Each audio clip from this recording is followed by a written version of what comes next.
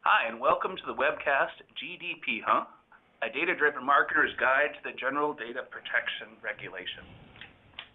Today we're joined by Maggie Taylor-Ahern, Director of Operations at KickFire. KickFire is the leader in IP address intelligence and B2B company firmographic data. We're also joined by Ed King, founder and CEO of Openprise. Openprise solves the garbage in, garbage out problem. Openprise is a provider of data orchestration solutions for marketing and sales. Before we get started, a little bit of housekeeping. First, this webcast is designed specifically for you as a marketer with practical advice you need to know to be effective in maintaining GDPR compliance in your department. However, it is not legal advice, and be sure to consult with your company's GDPR attorney. This webcast is being recorded and will be available on BrightTalk, KickFire, and the Openprise website.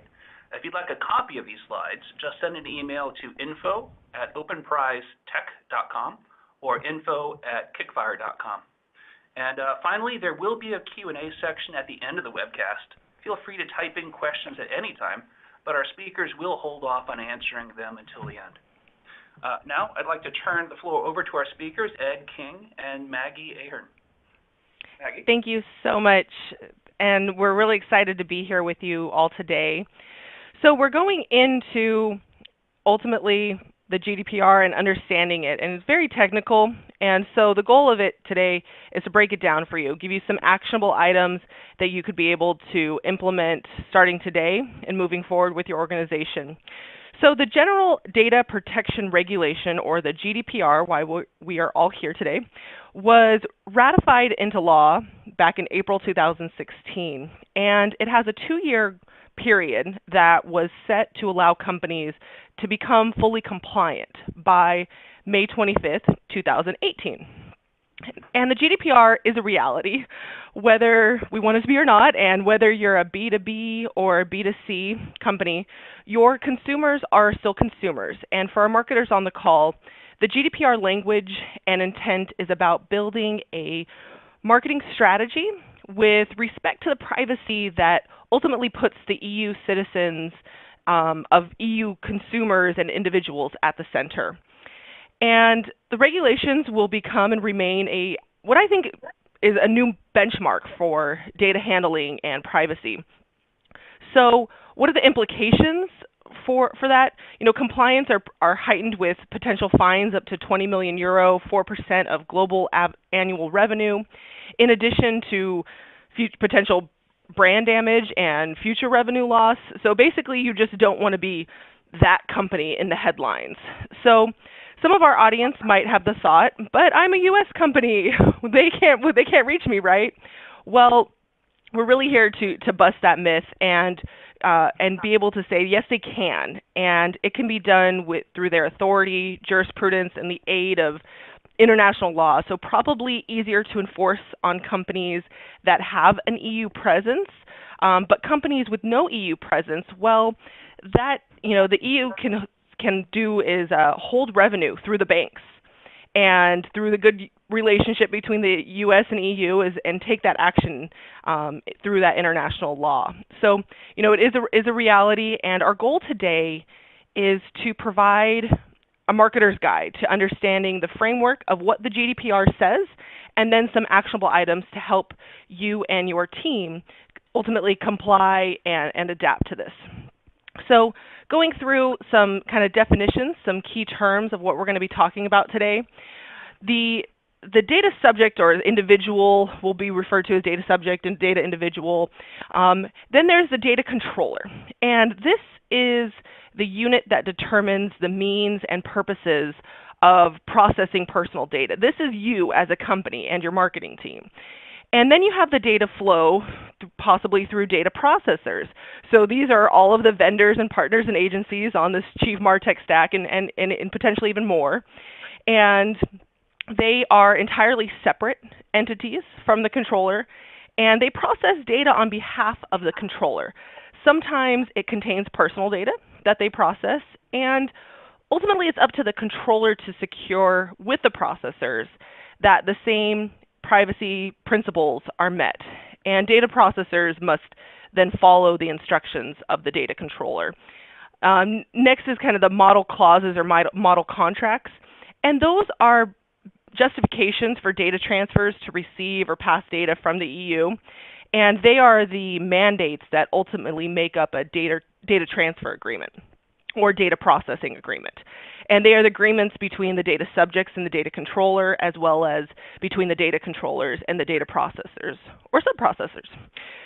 The next is the DPA, and to not be confused with the DPA, which is the Data Protection Act of 1998, that is now being superseded by this GDPR. But the data processing agreement being the contents that are expressed in the GDPR for data processors to adhere to. I think one of the best suggestions that talking with Ed, we came up with is to Google data processing agreement or addendum. Most likely your first result will be the Salesforce DPA, and get familiar with it. Get familiar with the standard about understanding of how you are controlling and processing data. So again, the GDPR is about understanding the privacy rights of individuals, of EU citizens, and then creating this understanding of how your data is being processed and controlled. So again, who is controlling and processing data and personal data? But I guess the question that we want to answer is, what is personal data?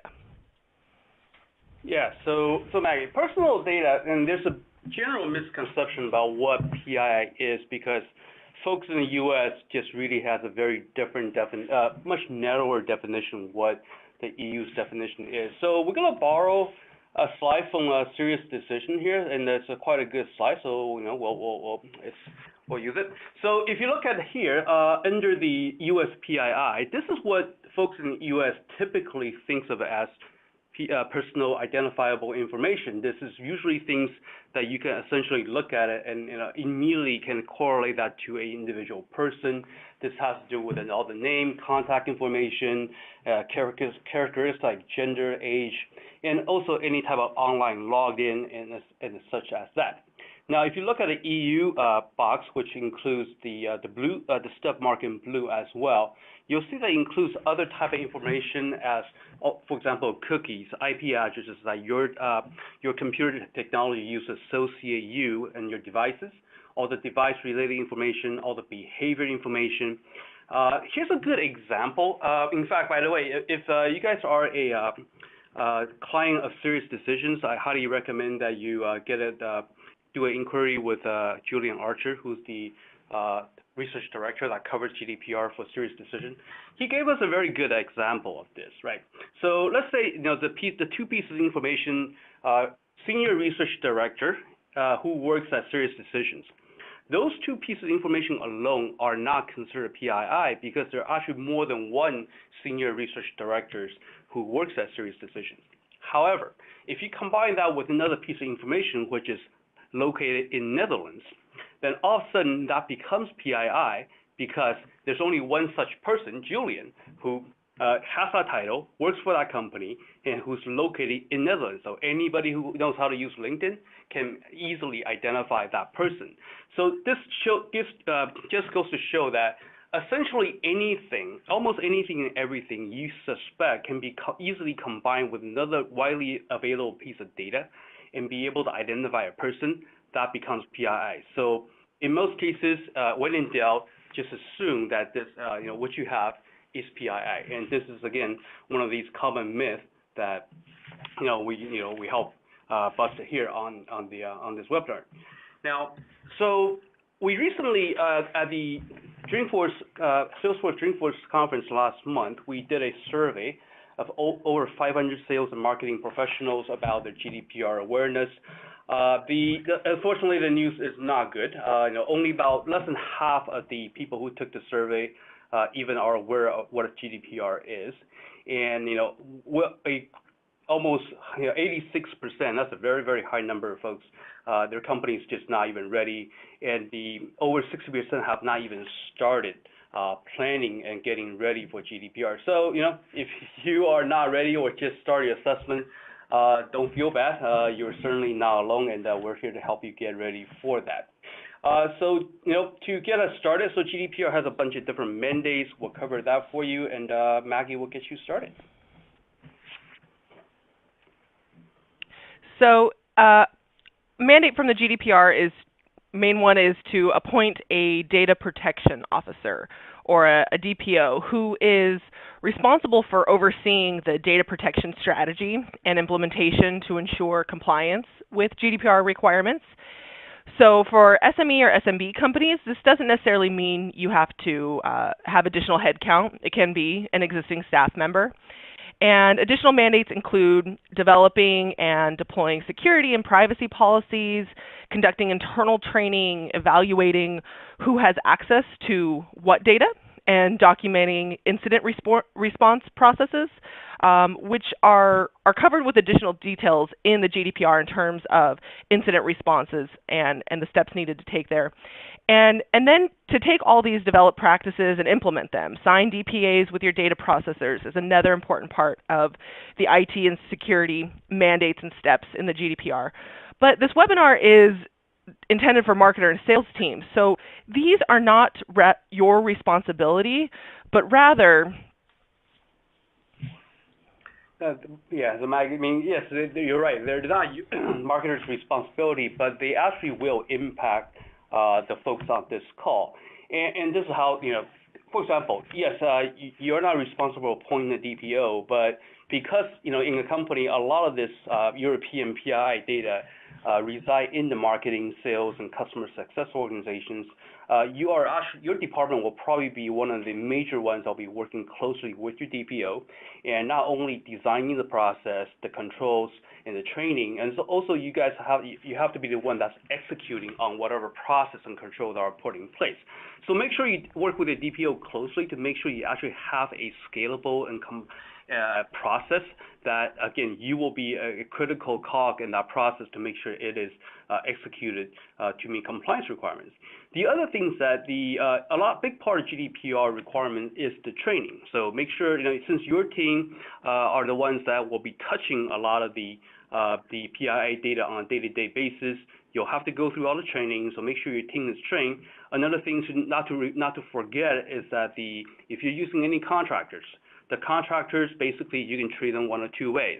If they're treated as contractors, then you basically have them, from a GDPR training and process standpoint, you have to essentially treat them as employees, so they have to go through your training and take whatever any type of test and retraining that has to apply to all your full-time employees as well. If you treat them as a third party, for example, then they're subject to basically as treated as a third-party data processor. Then you have to ask them to sign a DPA. So either way, you have to put them in one of those two categories. Pick your poison. Again, work with the DPO to figure out how you would like to handle these type of contractors.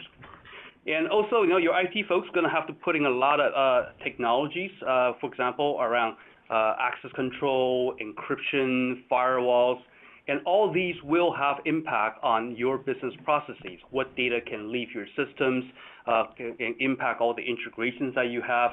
So again, understand what technology is being implemented, how it's going to impact your existing processes and all the applications you use. And now, when you go around asking all your partners to sign a DPA, not all of them will sign. So, hey Maggie, does that mean if a partner won't sign a DPA, does that mean that you just can't work with them anymore? Definitely not, Ed.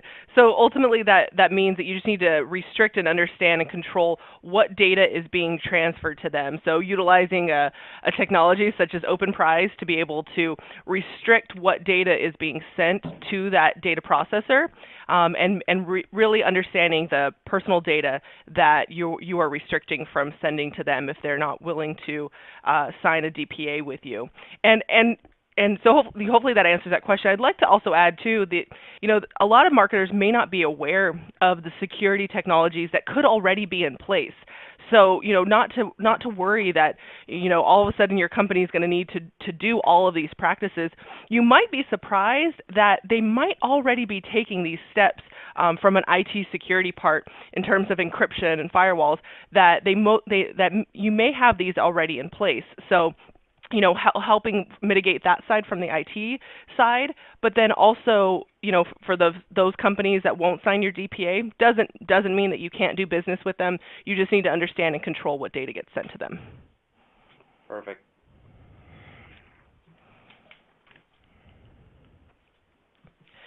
So understanding the consent side, and we're dancing around here. I'll let Ed get us settled on the slide. So the next part of the GDPR is understanding consent. And, what does the GDPR say regarding consent? Within the GDPR, there are some clear requirements for what consent must be and must not be, such as consent must be given freely, given specific, and with a clear affirmative action given by a written statement, which can include electronic means or an oral statement. And this creates a higher standard for consent.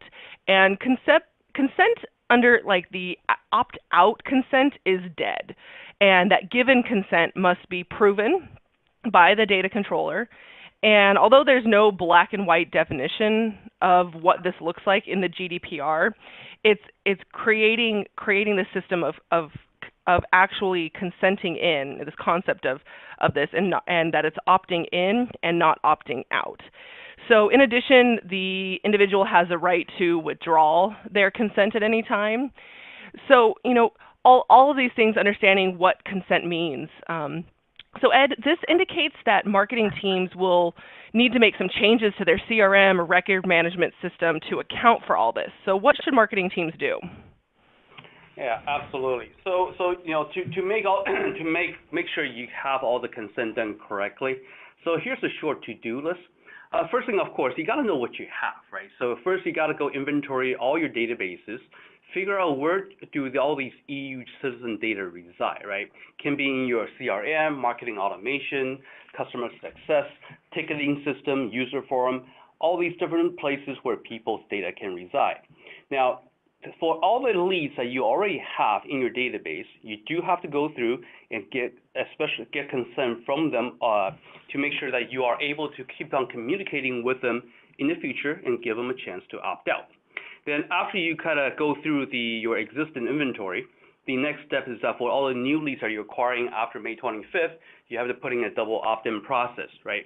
So after somebody, for example, sign up on a form on your website, you cannot start to communicate with them immediately. You have to actually follow up with a double opt-in email to confirm that they did give you that consent. So again, that's just a new norm that you have to put in place. Also, what GDPR mandates is that companies can only collect data that is directly relevant to your business. Of course, now you can see that is probably open to interpretation in a lot of cases. What does directly relevant to your business means, right?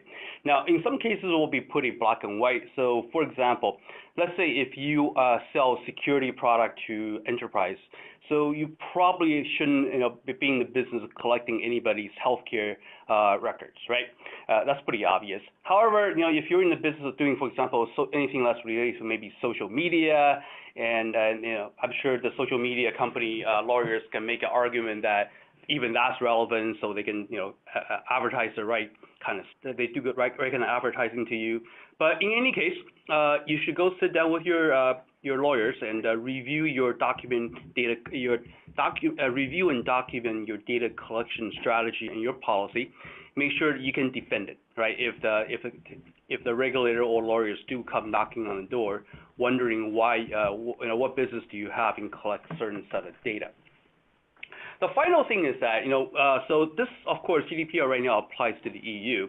And so all these controls and processes and training you put in place, you do have to make a fundamental choice that do you want to treat the EU data set just separately, have a complete different set of policies and processes to handle those data, or do you want to just apply this to your entire database so you have one single strategy for the entire enterprise? You can make an argument, both ways. Of course, treating EU separately gives you a lot of more freedom, if you will, or leeway in handle, for example, the U.S. data. However, GDPR is not going to be the last we heard of these kind of privacy mandates, Australian Privacy Act, new regulation coming up in China, all starting to go towards this type of trend. So one advice we have for you is that potentially think about just adopting a single best practice for your entire global database. So Maggie, I know GDPR also has a lot of mandates around the data owner's rights. What are those? So exactly, the mandate for data owner rights are, some new ones have been introduced, and in addition, some have been strengthened in regards to the rights of individuals. So we've laid them out here for you. Won't spend too much time on explaining them, but the right to be informed with regards of how you collect and use personal data to the data subject, the right of access, so to provide the individual the actual personal data that's being processed, the right to rectify or modify that data, the right of erasure to be forgotten, the right to restrict or block. For example, this can be around understanding the data that you don't want to be processed, but not necessarily deleted yet. The right of data portability. So being able to move data, really applicable when the individual supplied the data to the controller. I think an example here would be around health records. If you've provided those health records to one data controller, to one place, then you should be able to take that with you and have it be portable. And the right to object, and the right in relation to automated decision making, which basically means profiling, but more in relation to profiling in harmful decisions. I think a good example here is possibly declining a credit card for somebody, approval for a credit card based off of some information that you've collected on them. That's a harmful automated decision making or profiling that can be done versus maybe a personal experience on a website just based off of a non-identifier like industry or something like that. So understanding automated decision making when it's more in relation to harmful decisions. So looking at this information, things that have been changed. One thing back to the right of being informed is that if a data subject has a question around what data is being collected and they'd like to see it, that this information should be provided without undue delay, which at the latest is defined in the GDPR as within 1 month, which is different from the DPA, which was previously 40 days. So some changes in that in terms of the rights here. And so looking at all of these rights combined, back to Ed's previous statement about choosing between either looking at just the GDPR in isolation or developing a global standard strategy, this definitely points to these rights are going to be used as a benchmark moving forward. And so adopting that global standard as your strategy moving forward, you're going to be able to create a great brand that's respecting the rights of individuals, not just of EU citizens to begin with the GDPR, but moving forward across how you conduct business. So this goes into, then how do you uphold those? Yeah, absolutely. So again, we go back to the first principle here, right? You got to know what you have. So first, you have the inventory of EU citizens data across all your different systems. You have to document and monitor how data actually flows between your system, the different systems within your different departments, as well as flow to the different third-party data processors, which is critical. Right. So, and like Maggie mentioned earlier, that if you have certain data processors you work with that are not GDPR compliant, which means they are not signing a DPA with you, and then you basically have to control to make sure that the transfer data to make sure that you never send any EU citizen data to those non-compliant data processors. Again, you can still work with them. You just cannot send them any EU data. You can send them US, Canadian, any other country's data, just not EU data. And by the way, remember that if any of these requests to be forgotten, to correct their data, to want to know what data you have on them, you have to be able to comply with these requests within 30 days. And so in certain cases, you can get an extension of another 60 days, but you should be prepared to respond within 30 days, which makes it extra important why you have to have all this inventory, these kind of data mapping done already, so you know exactly where to find this information and be able to respond promptly without having this turn into a fire drill just essentially every single time.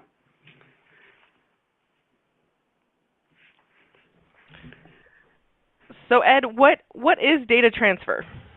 I see you have that circled there.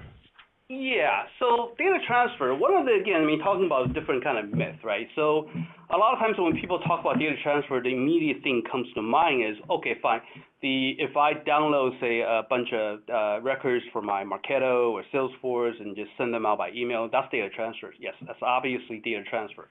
So, but data transfer, what surprised a lot of people is how broad it is.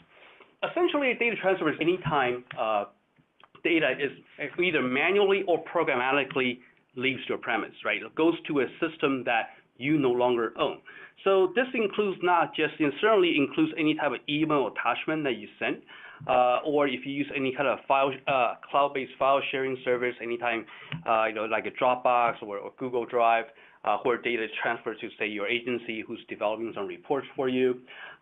This also includes any type of programmatic transfer. So, for example, if you're using any type of plugin into your CRM to do data enrichment, right? So, pick your favorite data enrichment vendor. Our sales team love to have the access, be able to click on a button, get more information on that person while they're in Salesforce. The moment you click that button, it executes an API call. It takes the data from your CRM, sends it over to the data provider, and that specific query calling that API is a data transfer. And this can take many different forms, covering different type of technologies, including, for example, if you're using any type of a kind of smart form technology, that dynamics filling in information about the person who's signing up on your form, any type of JavaScript that you implement on your website that calls some third-party API, any type of third-party kind of customer experience type of platform, data warehouse that you do not own. All these are essentially data transfers. And again, so as you can see, that the data transfer covers a very broad set of mediums, so it gets very, very difficult to control. And this is maybe, in our opinion, probably the most tricky part of get to the GDPR compliance. How do you control all these ways that data can leave your premise? And so there's basically two things you have to put in place. One is that any type of programmatic transfer, you have to make sure that that technology you're using to move that data has to have the ability to filter out any GDPR any data subject to GDPR controls. So you don't send EU data to the vendor that are not GDPR compliant. Now for manual distribution, again, you have to put in policies and training in place to say, hey, no more sending out emails with attachments, no more using cloud file sharing services to share data. Instead, you need to set up something like a data portal. Any third party that requires to get data from you need to send them to the portal, set up the proper security policies to make sure these third parties can get access to the appropriate data based on whether they're GDPR compliant or not. So it is not easy. It is very tricky. However, there's ways to get it done. So as long just make sure you got to get those controls in place.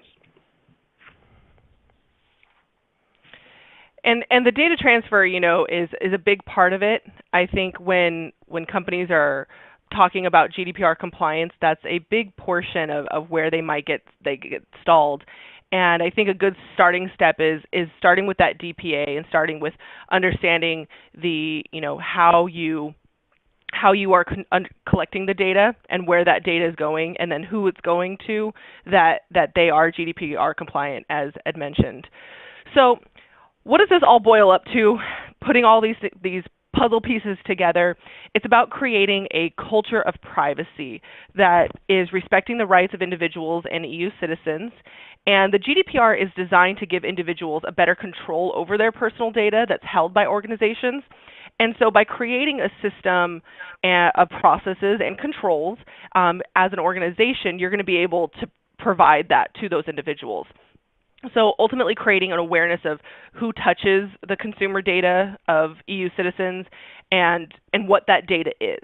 Good place to understand is who has access to it and what access of what data do they have. So ultimately this is going to help you establish this accountability and credibility to your brand. I think an ideal situation would be that all of us as marketers would love to only interact with potential consumers that want to do business with us, that will continue to do business with us, and to not have a database filled with people who aren't interested, and that you're holding any part of their data. So really cleaning up that database and creating an environment of engaged individuals in your company and your brand of those consumers. So creating this utopian data collection, transfer, and process is a working model. It's not going to be that utopia. So it really sounds like a tall order. And how do we get there, Ed?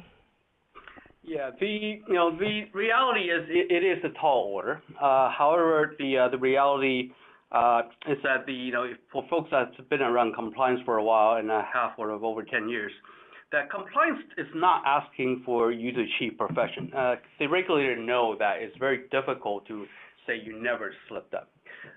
Compliance is really about effort and control, right? They want you to make sure that you are aware that you need to be compliant. They want to know that you are making the effort and have put in the controls, which includes the technical controls, the technologies, the process, the training, to be trying to be in control. Now, if you slip up once in a while, right? As long as it's not a horrible breach, nobody's gonna slap you really hard. In fact, what the reality, if you look at it, right, the EU regulator, there's no way they will have the ability to monitor every single company on the planet. Instead, like what we have seen in the past with the other type of compliance mandate, is that the regulators tends to focus on the big boys, right? The poster child. They want to kind of make an example out of them, the high-profile cases, to basically show the world that they are serious. So if you guys been paying attention to the news, the recent breach of Uber has already raised the eyebrows of the GDPR regulators in EU. Facebook has already been challenging last year. Even for example, between Facebook corporate and Facebook Ireland, which is a wholly owned subsidiary that handles international data, Facebook Ireland didn't have a DPA in place with its own parent company, so the EU said you can't even transfer data internally between your different business units without a DPA in place. So again, you expect to basically see the regulators basically go after kind of high-profile companies. And now, for the rest of us, what does that mean? The risk really is not with the regulators, right? Again, regulators just don't have the time and day to monitor every single company. Our belief is that the risk really will come from the private lawsuits. And in the U.S., this really also means class action, which is, folks familiar with the class action. The class action lawsuit lawyers really are not that interested in make sure you are compliant. They just want to get a big financial settlement out of you. So it's really when one or two individuals start raising challenges and concerns about how you handle their data, and if you can get a group of people making the same complaints and you have a class action lawsuit, that's where really kind of the financial risk of this comes. Not really the regulator, unless again you're the kind of high-profile big boys. Now, it does change the kind of how we in the marketing and sales world operate going forward. If you look at all these different MarTech, sales tech, ad tech technologies that you use in your stack, all these vendors will eventually figure out what is acceptable, what is not. A lot of the gray area, and trust me, GDPR still has a lot of gray areas. In the next couple of years, the lawyer is going to have some fun trying to hash those out.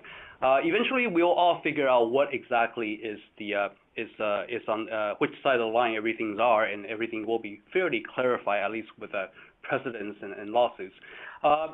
So there will take some time to settle that out, and we will have to just wait to see how that movie unfolds. But it does take about 6 to 12 months to get your organization into compliance. So if you haven't started, make sure you get it rolling right now. And with that, we have a kind of a just general recommendation on what your product timeline should look like in the next couple of months. So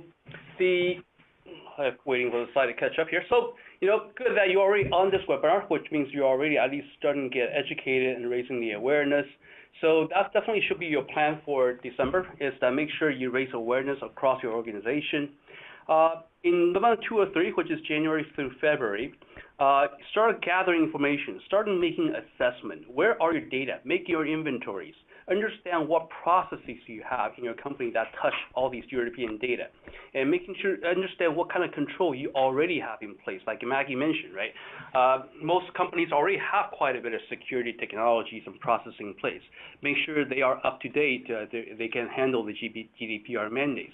If you do have any gaps, things that you still need to implement, again, regarding process, training, technology, making sure you got to get started right around the March timeframe, or else you're going to run out of time.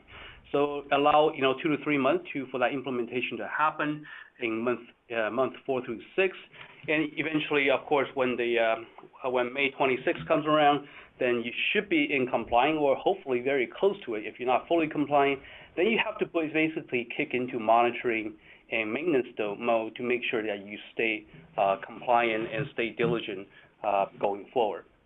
Maggie, do you want to wrap it up for us? Yes, I see some great questions coming in, so we'll be quick of the wrap-up so we leave plenty of time for the questions. So what are the key takeaways? It impacts every company who handles or holds any sort of EU citizen data, even if you are not located in the EU or have a physical presence in the EU. So ultimately, inform yourself. Again, as Ed beautifully mentioned, compliance is about effort and control, not perfection, and that you're going to create this culture of privacy within your organization. So don't procrastinate, don't delay, get started, and first involve your management team and allocate the budget that's needed for this. So how to get in contact with us. You can sign up for a 30-minute Openprise demo on openprisetech.com and be able to see how they manage that garbage in, garbage out, and the compliance that they have in their technology to be able to set up those controls. And also with KickFire, we are IP address intelligence company, and we help companies be able to get to their next client quicker, and we have a whole IP address intelligence suite and technology stack to be able to help companies. So, connect with the KickFire team, kickfire.com, and we can be able to connect with you on that side. So I'll hand it back over to Alan, and we can go into questions. Awesome. Hey, thanks, Maggie. Thanks, Ed. Thanks for sharing your content on this webcast. As Maggie mentioned, we're going to open up the floor to questions now. Feel free to type the questions into the question window. I see there's more than a couple here already. So why don't we get started? Let's start with the first one I got, which is, why don't most third-party data providers just sign a DPA with me? Won't that make it easier for everyone? I'll take that one. So if folks are familiar with how a lot of these data providers collect their data, they use different type of research, automated crawler that crawl the web for that information. And so as you can imagine, most of these scraping, crawling, cold calling methods do not fit the opt-in criteria of GDPR. So having discussion, having talked to many of our data provider partners, as well as reviewing with the serious decision analysts, our understanding is that almost none of the contact data providers will be able to sign a DPA because of how they collect the data, which of course has implication on in what capacity are you able to use these data providers. Another thing that contributes to this is that a lot of these data providers they actually do not generate their own data. What they do is that they're aggregator of other data providers' data. In those cases, in order to be able to sign a DPA with you, they actually have to sign DPA with all their their business partners, right? So anybody who supplies data to them, they have to sign a DPA as well. And give you a very simple example, right? So if somebody, for example, gets a contact vendor gets a social media information from another vendor, and if that social media provider does not sign a DPA with that primary provider you have, and if that primary provider signs a DPA with you, they essentially assume all the financial liabilities.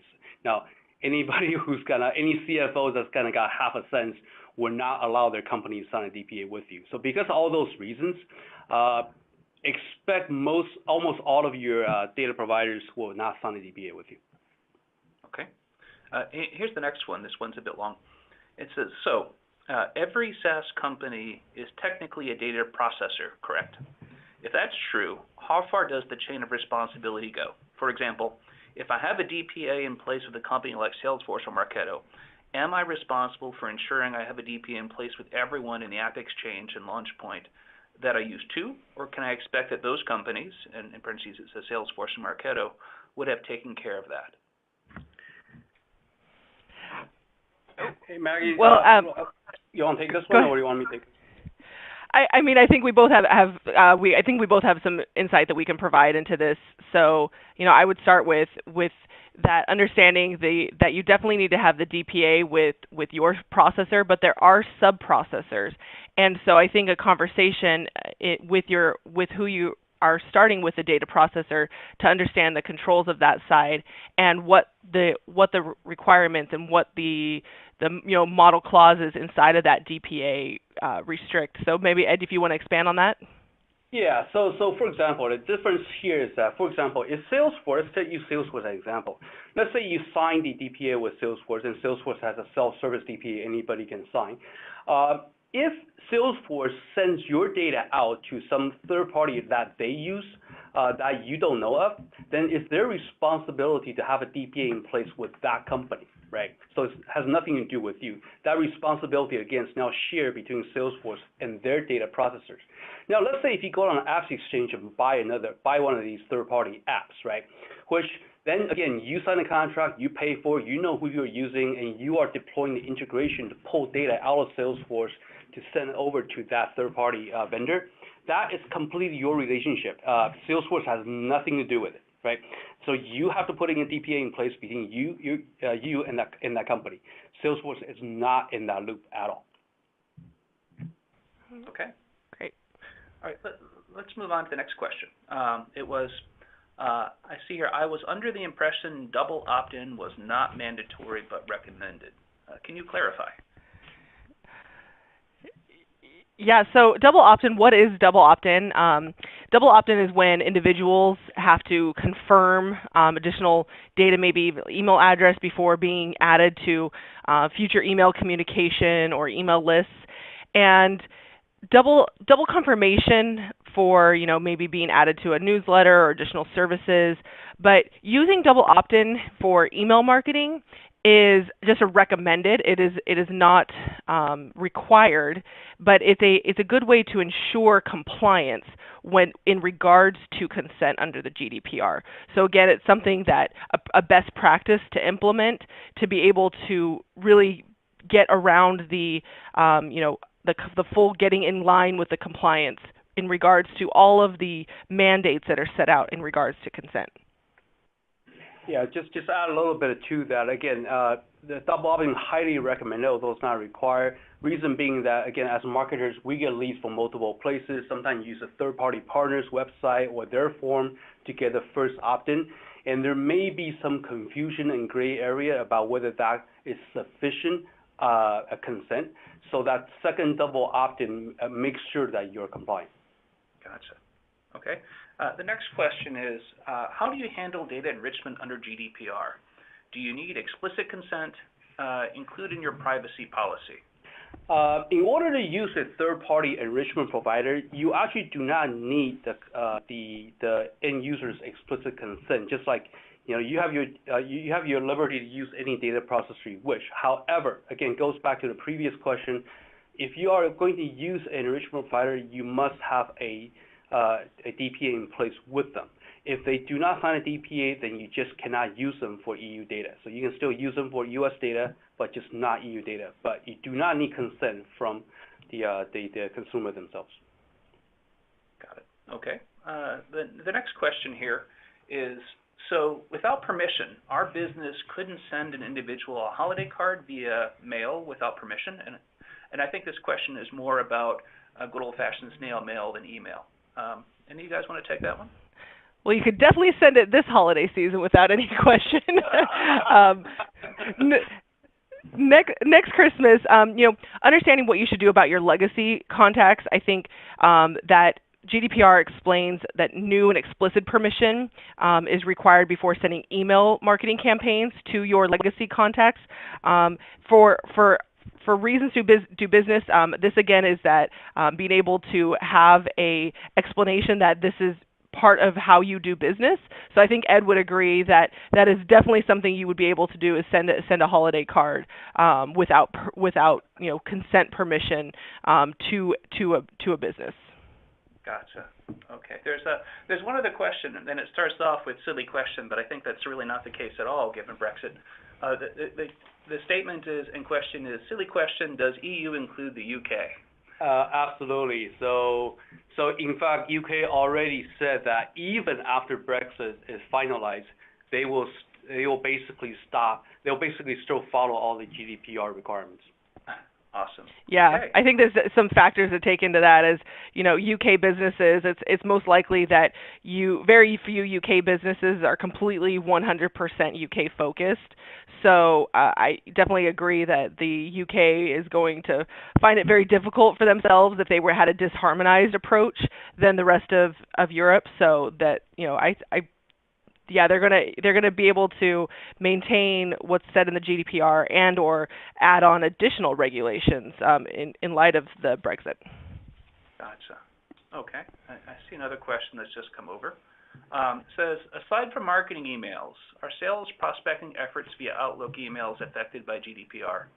Who knows where the salesperson sourced the prospect contact info and how many times they emailed the prospect in order to hit the sales numbers? Anyways, just curious how the GDPR will affect sales prospecting efforts. Greatly. Again, put yourself in the shoes of the customer, the prospect. They have no idea where the email is coming from. They don't know if you're using somebody basically manually banging the email out, or some marketing automation is generating that email. From their perspective, it's the same email. Your company is contacting me with or without permission. So yes, in terms of outbound prospecting, your sales team has to go through proper training. They cannot just basically outright buy a list or go scrape somebody's name off LinkedIn and just shoot them a solicitation email. They actually have to send a opt-in email first to get permission to actually communicate with them. Gotcha. Okay. Well, I think that's all the questions we have for today here. I'd like to thank our speakers, Maggie Taylor Ahern from KickFire and Ed King from Openprise, for sharing this information with us today. I'd also like to thank you, our audience, for attending. If you have any other questions, don't hesitate to reach out to both companies at info@openprisetech.com or info@kickfire.com. Thanks again for attending. Have a great day. Thank you.